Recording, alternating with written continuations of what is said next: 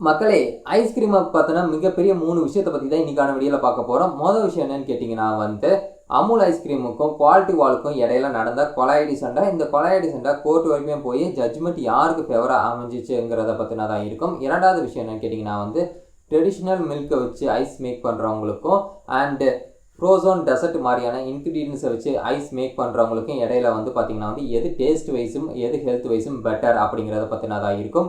மூணாவது விஷயம் என்ன கேட்டிங்கன்னா இந்த எக்ஸாம்னு சொல்கிறாங்க பார்த்தீங்களா, அதை மொதல் யாரை கண்டுபிடிச்சா நம்மளாம் சம்டைம்ஸ் யோசிப்போம். அது மாதிரி பார்த்திங்கன்னா ஐஸ்கிரீமை எந்த நாடு முதல்ல கண்டுபிடிச்சாங்க, அங்கே எப்படி யூஸ் பண்ணாங்க, அங்கேருந்து மொத்த நாடுகளுக்கு அது எந்தெந்த வடிவத்துல எல்லாம் போச்சு, இதில் இருக்கக்கூடிய அரசியல் என்ன அப்படிங்கிறத பற்றினா தான் இருக்கும். வாங்க இன்னைக்கான வீடியோக்குள்ள போகலாம். இந்த வீடியோ ஃபுல்லாக பார்த்தா தான் உங்களுக்கு புரியும். நீங்கள் ஜென்ரலாக இதை அமுல் ஐஸ்கிரீமுக்கும் அண்டு குவாலிட்டி வாலுக்கும் இடையில நடந்த சண்டையாக நீங்கள் பார்க்காதீங்க. இதை பார்த்தீங்கன்னா ட்ரெடிஷ்னலாக ஐஸ் மேக் பண்ணுறவங்களுக்கும் அண்டு ஃப்ரோசன் டெசர்ட் மாதிரியான இன்க்ரீடியன்ஸை வச்சு ஐஸ் மேக் பண்ணுறவங்களுக்கும் இடையில நடந்த சண்டையாக பாருங்கள். இப்போது இங்கே வரலாம். ஒரு கட்டத்தில் பார்த்தீங்கன்னா ஃப்ரோசன் டெசர்ட் மாதிரியான ஐஸ்கிரீமோட சேல்ஸ் அதிகமாக இருந்துச்சு. அமுல் மாதிரியான ப்ராடக்டோட ஐஸ்கிரீம்ங்கிறது சேல்ஸுங்கிறது ரொம்ப கம்மியாச்சு. இது ஏன் அப்படி நடந்துச்சுங்கிறது அவங்களுக்கே தெரியலை. இதே எடுத்து பார்த்தீங்கன்னா அவங்க என்ன பண்ணாங்கன்னா ஒரு மார்க்கெட்டிங் டீமை வச்சு ரிசர்ச் பண்ண விட்டாங்க. ரிசர்ச் பண்ண இன்ஃபர்மேஷன்ஸ் எல்லாத்தையுமே அமுல் மாதிரியான கம்பெனிக்கு சப்மிட் பண்ணாங்கன்னே சொல்லலாம். அதில் என்ன செஞ்சாங்கன்னு கேட்டிங்கன்னா ஓகேப்பா, மக்களுக்கு ஃப்ரோசன் டெசர்ட்டை வச்சு மேக் பண்ணக்கூடிய ஐஸ்கிரீமுக்கும் அண்டு மில்கை வச்சு மேக் பண்ணக்கூடிய ஐஸ்கிரீமுக்கும் இடையில உள்ள டிஃப்ரெண்ட்டு தெரியாமல் இருக்குது அப்படின்ட்டு அவங்க கண்டுபிடிச்சாங்க. அந்த கண்டுபிடிச்சதை வச்சு ஒரு ஆடையும் மேக் பண்ணாங்க. அந்த ஆடில் என்ன சொல்லியிருந்தாங்கன்னா இது ஐஸ்கிரீம் பியூராக மில்கை வச்சு செய்யக்கூடிய ஐஸ்கிரீம், இது வெறும் ட்ரையான ஐஸ்கிரீமுங்கிற மாதிரியான ஒரு ஆடை அமுல் ப்ரொமோட் பண்ணாங்க.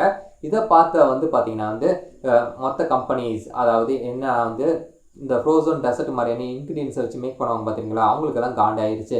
இதே எடுத்து பார்த்தீங்கன்னா குவாலிட்டி வால்ஸ் கம்பெனி கோர்ட்டில் கேஸ் போட்டாங்க. இதனால எங்களோட சேல்ஸ் பாதிக்கப்பட்டிருக்குன்ட்டு. உடனே அமுல் என்ன சொன்னாங்கன்னு கேட்டிங்கன்னா அதாவது ஜட்ஜ்மெண்ட்டில் பார்த்தீங்கன்னா நாங்கள் குவாலிட்டி வால்ஸுங்கிற எந்த ஒரு பிராண்டையோ மென்ஷனே பண்ணலை அப்படின்னு சொன்னாங்க. இருந்தாலுமே கூட ஜட்ஜ் என்ன சொன்னாங்கன்னா நீங்கள் மென்ஷன் பண்ணலைனாலுமே கூட இது இன்டெரக்டாக இவங்கள தான் மென்ஷன் பண்ணுற மாதிரி இருக்குது.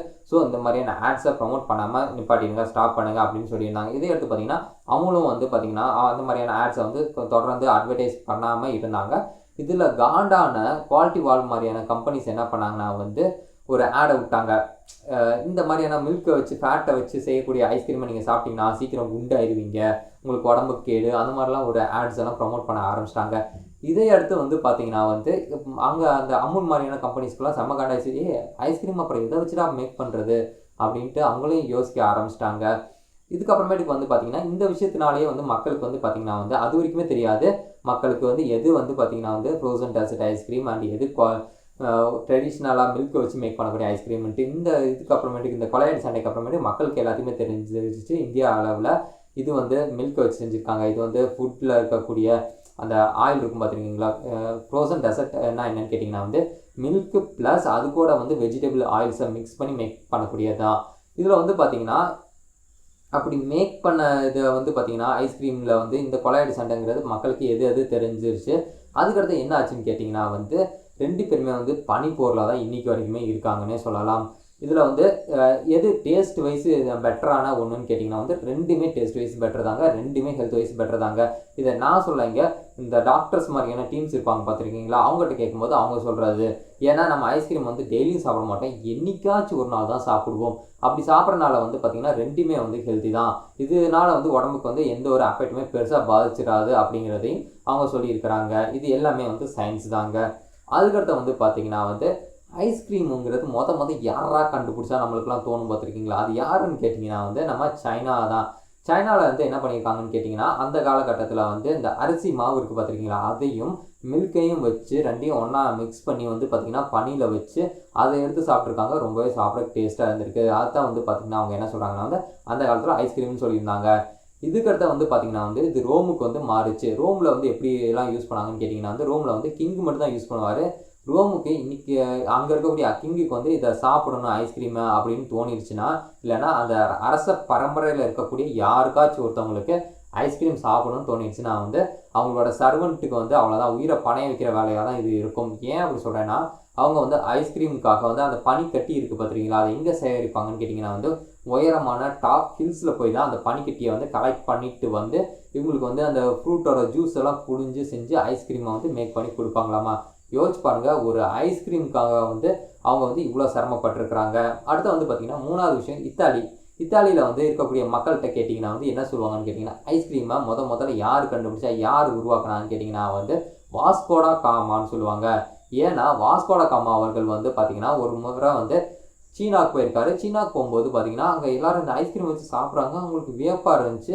அதை எடுத்து பார்த்திங்கன்னா வாஸ்கோடா காமா அதெல்லாம் எப்படியெல்லாம் மேக் பண்ணுறாங்க, அதோட ப்ராசஸ் என்ன, இன்க்ரீடியன்ஸ் என்னன்னு எல்லாத்தையுமே தெரிஞ்சுட்டு வந்துட்டு இத்தாலியில் இதை அறிமுகப்படுத்துகிறாரு. அதனால வந்து இத்தாலியில் இருக்கக்கூடிய மக்கள்கிட்ட கேட்டிங்கன்னா அவங்க என்ன சொல்லுவாங்கன்னா வந்து ஐஸ்கிரீமை யார் உருவாக்குனாங்கன்னு கேட்டிங்கன்னா வாஸ்கோடா காமான்னு சொல்லிடுவாங்க.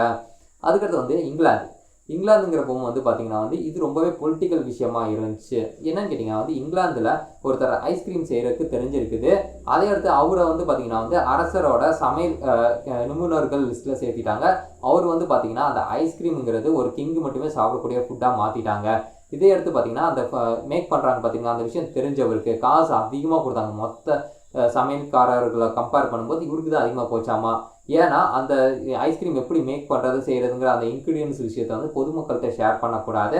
அது மட்டும் இல்லாமல் வந்து பொதுமக்களுக்கு இது கையில் கிடைக்கக்கூடாது அப்படிங்கிற ஒரு எண்ணத்தில் தான். அதுக்கடுத்து வந்து பார்த்திங்கன்னா வந்து ஜப்பான் தான் மக்களை இருக்கிறதுலே வந்து என்னோட ஃபேவரட்டாக இருக்கும், உங்களோட ஃபேவரட்டாக இருக்கும். உங்களோட ஃபேவரட்டாக இருந்தால் மறக்காம கமெண்ட்டில் சொல்லுங்கள், நானும் தெரிஞ்சுக்கிறேன். என்னன்னு கேட்டிங்கன்னா வந்து ஜப்பானில் எல்லா ஃப்ளேவர்லேயும் ஐஸ்கிரீம் இருக்குது மக்களே. எங்கன்னு கேட்டிங்கன்னா ஜப்பானில் டோக்கியோவில் வந்து பார்த்தீங்கன்னா வந்து அங்கே இப்போ ரிச்சி ஸ்ட்ரீட் போனீங்கன்னா வந்து உங்களுக்கு எல்லா எலக்ட்ரானிக்ஸ் ஐட்டம்ஸ் கிடைக்குங்கிற மாதிரிலாம் இருக்கும் பார்த்துருங்களா. அது மாதிரியான ஒரு விஷயம் தான் ஜப்பானில் டோக்கியோவில் போனீங்கன்னா வந்து அங்கே இருக்கக்கூடிய கடைகளில் வந்து எல்லா ஃப்ளேவர்லேயும் வந்து ஐஸ்கிரீம் கிடைக்குங்கிற மாதிரியான ஒரு சுச்சுவேஷன் இருக்குது. அங்கே உதாரணத்துக்கு வந்து பார்த்திங்கன்னா நண்டுலேருந்து ஐஸ்கிரீம் செய்வாங்க. அதுக்கு முன்னாடி ஆட்டோ பஸ்ஸு, குதிரையோட இறைச்சி இருக்குது பார்த்திங்கன்னா அதுலேருந்து செய்வாங்க. இன்னும் என்னென்னமோ இருக்கும், டிஃப்ரெண்ட் ஆஃப் இது இறைச்சியிலாம் இருக்கும் பார்த்திங்களா, அதில் இருந்தெல்லாமும் வந்து பார்த்திங்கன்னா ஐஸ்கிரீம் செய்வாங்க. எப்படி நண்டுலாம் செய்வாங்கன்னு கேட்டிங்கன்னா வந்து அதோட எசன்ஸ் இருக்கும் பார்த்திங்களா, நண்டு சாறுன்ட்டு அதில் இருந்தெல்லாம் மிக்ஸ் பண்ணி செய்வாங்க. சும்மாவே நம்ம நண்டு குழம்பெல்லாம் வச்சு சாப்பிட்டா எப்படி இருக்கும் யோசிச்சு பாருங்கள், சாப்பிட்றக்கே அவ்வளோ டேஸ்ட்டாக இருக்கும். அண்டு அதில் அதோட ஜூஸை மட்டும் புழிஞ்சு அதோட எசன்ஸை வச்சு ஒரு ஐஸ்கிரீம் செஞ்சால் எனக்கு மைண்ட் ப்ளோயிங்காக இருக்குது. அதே மாதிரி வந்து பார்த்தீங்கன்னா வந்து நீங்கள் ஒரு வெஜிடேரியன்ஸுக்குமே வந்து பார்த்தீங்கன்னா ஐஸ்கிரீம்ஸ் இருக்குது. என்னென்ன ஃப்ளேவரில் எல்லாம் இருக்குன்னு கேட்டீங்கன்னா எல்லா ஃப்ளேவர்லையும் இருக்குது. உதாரணத்துக்கு வந்து இஞ்சி ஃப்ளேவரில் இருக்குது, பூண்டு ஃப்ளேவர், லெமன் ஃப்ளேவரு, அப்புறமேட்டுக்கு பார்த்தீங்கன்னா வந்து இந்த கீரையெல்லாம் இருக்கும் பார்த்துருக்கீங்களா அதில் இருக்குது, அப்புறமேட்டுக்கு கேரட்டில் இருக்குது. எல்லாமே வந்து பார்த்தீங்கன்னா வந்து எல்லா ஃப்ளேவர்லேயுமே ஐஸ்கிரீம் இருக்குங்கிறது தான் இதில் நிதர்சனமான உண்மை. உங்களுக்கு என்ன ஃப்ளேவர் பிடிக்கும் ஐஸ்கிரீமில்? நீங்கள் ஒரு வேளை டோக்கியோவில் போனீங்கன்னா என்ன மாதிரியான ஐஸ்கிரீம் சாப்பிடுவீங்க அப்படிங்கிறதையும் கமெண்ட்டில் சொல்லுங்கள், நானும் தெரிஞ்சுக்கிறேன். ஐ ஹோப் இந்த வீடியோ உங்களுக்கு பிடிச்சிருக்கும் நம்புறேன். முடிச்சிருந்தா வந்து பார்த்தீங்கன்னா வந்து மறக்காமல் கமெண்ட்டில் சொல்லுங்கள். பாய் மக்களே, நம்ம வேறு ஒரு சுவாரஸ்யமான வீடியோவில் பார்க்கலாம்.